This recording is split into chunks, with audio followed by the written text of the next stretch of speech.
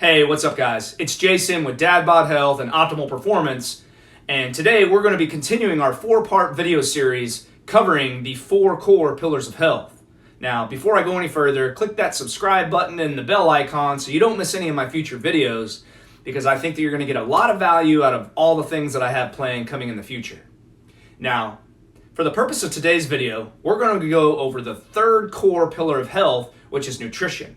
If you remember back from my prior videos, when we started this 4-part video series, the 4 core pillars of health are sleep, stress management, nutrition, and fitness in that order.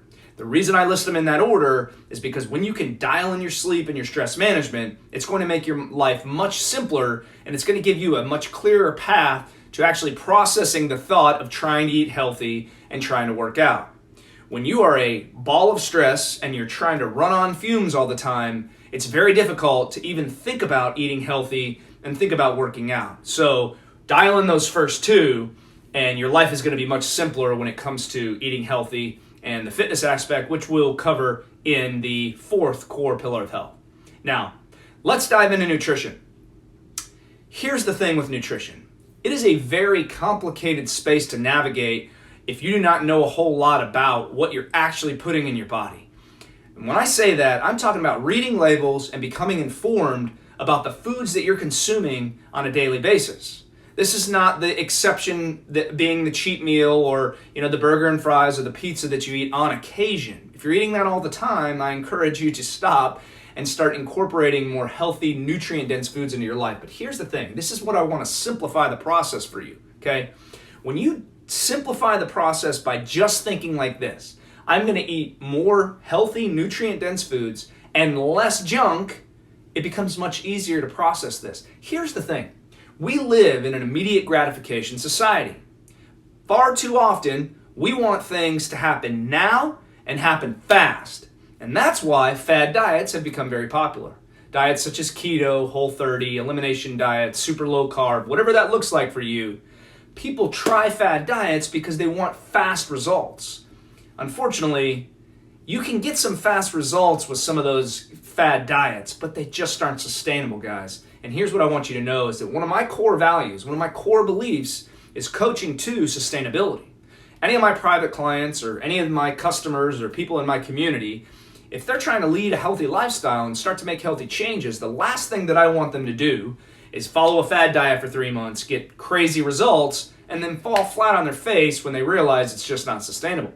As you can see by my logo here on my wall, burgers and beer are very much a part of my brand and they're very much a part of my lifestyle. But there's a time and a place. And what you have to realize is that when you can grasp the concept of, I can't have it now, but I can have it later, it's going to make your life a lot easier. Now, when it comes to grocery shopping, one thing that I highly encourage you to do is start to try to shop the perimeter of the grocery store. That's where the majority of your healthy foods are going to be found. You've got your fruits and vegetables, you got your lean meats, you've got your dairy products and any of the dairy aisle items that you usually buy.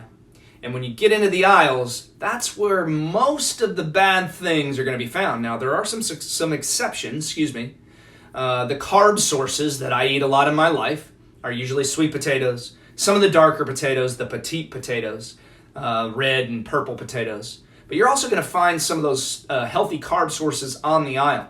Could be black rice. We eat a lot of black rice, brown rice, quinoa, some of those vegetable rices that they're making these days.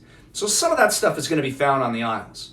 Your whole wheat, bread, whole grain, tortillas, those kind of things, probably going to be on the aisle. Some of your beans, black beans, some of that stuff, you're making chili. There is some healthy items on the aisles. Some of the nut butters and that kind of stuff. Coffee, love coffee. But here's the thing. The majority of the bad stuff is also on the aisles, and that's what you have to do is become more informed, but also practice discipline when you're in the grocery store. If you go to the grocery store starving and you're craving something sugary, chances are there's going to be some things that end up in your cart that shouldn't be there. So what I encourage you to do is start really trying to focus on shopping the perimeter of the grocery store. It also makes it you, consider it the healthy you, right? So when you're on the aisles, you're going to find things like sugary cereals, sugary granola bars that aren't good for you, your frozen foods, ice cream, all that nonsense that you don't need. If your food can't go bad for a really long time, it's probably bad for you. If it can go bad, it's probably good for you. So what you have to realize is getting the habit of including those nutrient-dense whole foods into your life and get more of that into your life on a daily basis and start to try to work some of that junk out of your life. It's going to set you up for much greater success because you're going to be able to establish some consistency. Don't try to overhaul your entire eating habits all at once. Focus on one or two things throughout your week or the next coming weeks.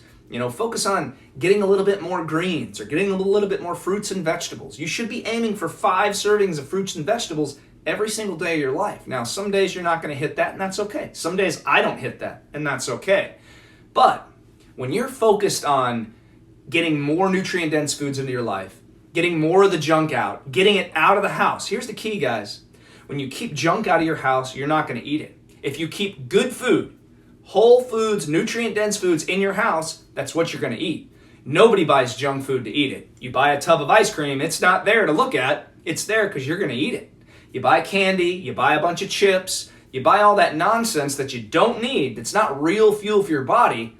It's going to lead down a path of potential failure for you because you're going to end up feeling like crap. You're not going to have the energy levels that you desire. You're probably going to end up gaining weight, and it can become a recipe for disaster.